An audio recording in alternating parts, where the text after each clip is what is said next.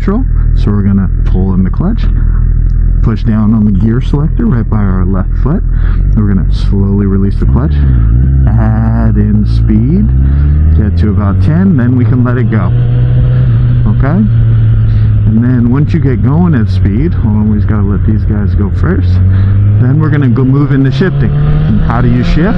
The same exact process. We're gonna pull in this left lever. You only need to pull it in a little bit. And then we're gonna kick up on our left foot. Ready? And as we do that, we're gonna let off the throttle, come back on. Ready? On 3. 1, 2, 3. Clutch in, shift up, slowly release the clutch, add in throttle. That's it. That's how you shift on a bike. And it works for the same process whether you're shifting up or down.